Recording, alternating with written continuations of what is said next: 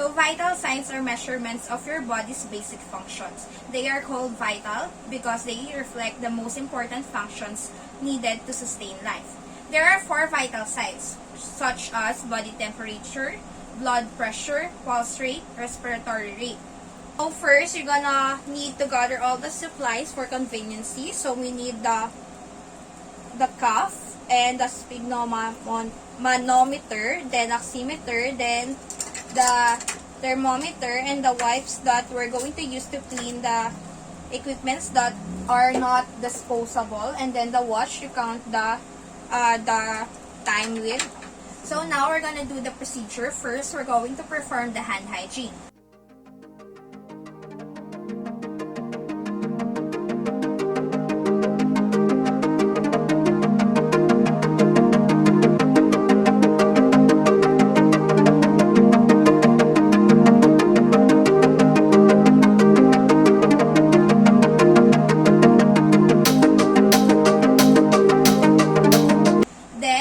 I'm going to introduce myself to the patient and tell her what I'm gonna do and check for the armband, or let's just ask the patient the information like her name, age, and the birth date. So, ma'am, I'm Sharina Jane Dulay, caregiver, and I'm going to do or assess the vital signs of yours. Ma'am, may I know your name?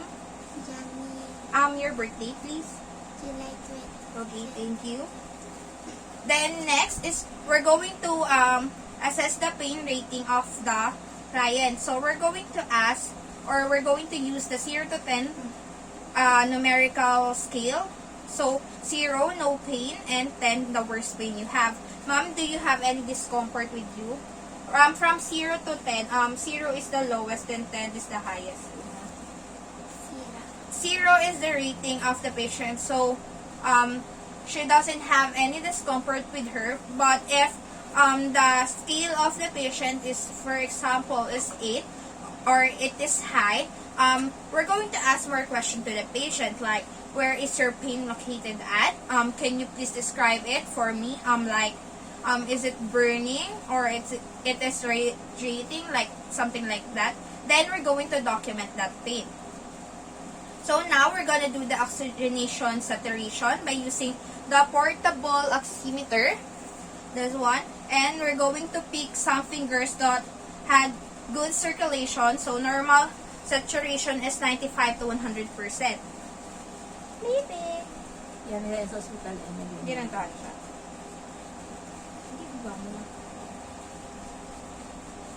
So now we're going to assess the body temperature of the patient.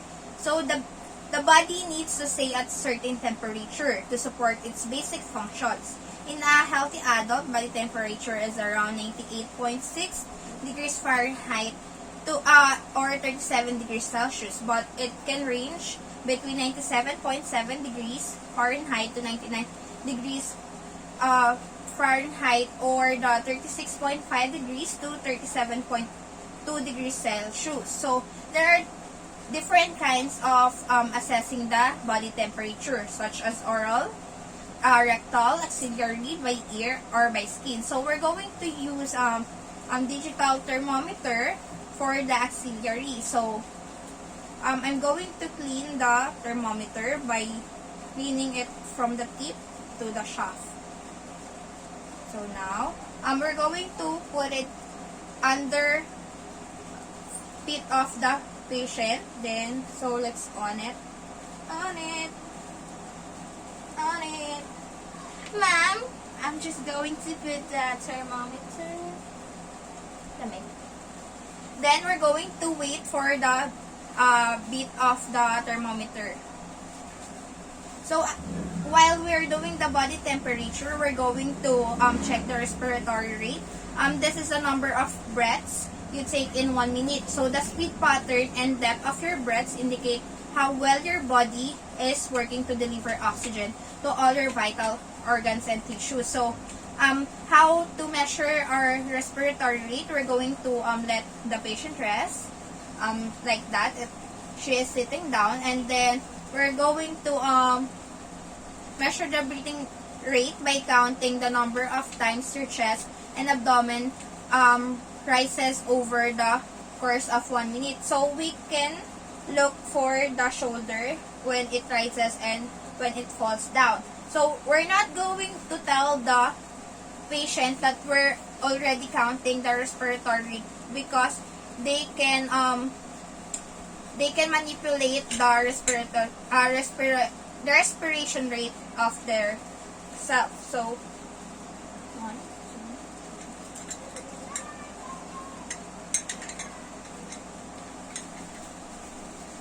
So now we've done the respiration rate. So for her age, which is 6 to 12 years old, which is the school age bracket. So 18 to 30 breaths per minute is required. So we've got 22 breaths per minute. So it is normal for her age brackets. So the thermometer beats now. So we're going to get it.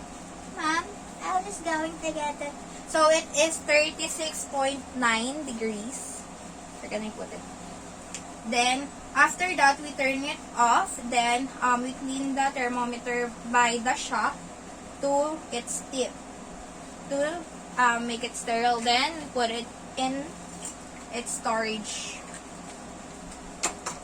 So next is we're going to check for the pulse rate. So checking the heart rate or the pulse rate of the patient is the number of times your heart beats in 1 minute. So the speed and pattern of the skin at certain points of the body, the arteries which are located close to the surface of certain points of the body. So we're going to use our 2 fingertips, but we can also use 3 if we want to, so that the range of the pulse will be a large span. So we're going to begin the counting the pulse when the clock seconds hand is on 12. So the 60 seconds is, or the 15 seconds, and then multiply by 4 to calculate the beats per minute if it's regular. So when counting, do not watch the clock continuously but concentrate on the beats of the pulse. If unsure about your results, ask another person to count for you. So the heart rate, we're going to do the grading pulse scale. So 0 pulse is absent, 1 plus is the pulse is weak, 2 plus is normal, then 3 plus is for bounding. So we're also gonna check the rhythm when we check the heart rate or the pulse rate. If it is regular or regular. If pulse is regular, we're going to count 30 seconds and then record the exact number. And if it is irregular, we're going to count for full minute and record the exact number. So it must be 60 to 100 beats per minute. Mom, I will just check your heartbeat.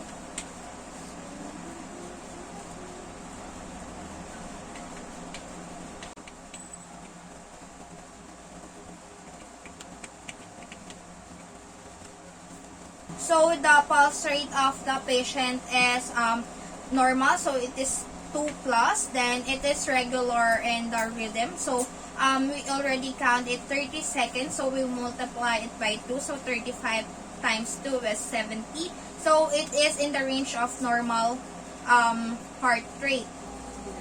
So blood pressure measures the force of your blood pushing against your artery walls when your heart beats and contracts. So healthy blood pressure for adults is considered to be 120 to 80 millimeters of mercury or less. So systolic measures and diastolic measures are the one that we're going to find or figure out. So systolic measures the pressure in your arteries when your heart beats. So while the diastolic measures the pressure in your arteries when your heart rests between beats. So as the calf deflates, the first sound they hear through the stethoscope is the systolic blood pressure. It sounds like a whooshing noise. Then the point where there is noise goes away marks the diastolic blood pressure. In blood pressure reading, the systolic number always comes first and then the diastolic number. So it is like, for example, it is for her age is 2 to 13 years old, the bracket for schoolers. So 80 to 120 is the systolic range and the diastolic range is 40 to 80. So if we found out that her blood pressure is 80 over 40, this not in a normal range. So now we're going to check it. So now the patient is sitting down. So we're going to put her arm at the level. So the her arm is on the line with the heart. So we must ensure that the legs of the patient is not crossed. So if it is crossed, so we're going to uncross it. So we're going to palpitate the brachial artery and inflate the cuff if no beat that our estimated systolic pressure number 30 more than high estimated. So now we're just going to check the estimated systolic pressure. So we're going to put it 2 inches high. So this is her left hand. So there is an arrow that we're going to put in the pulse.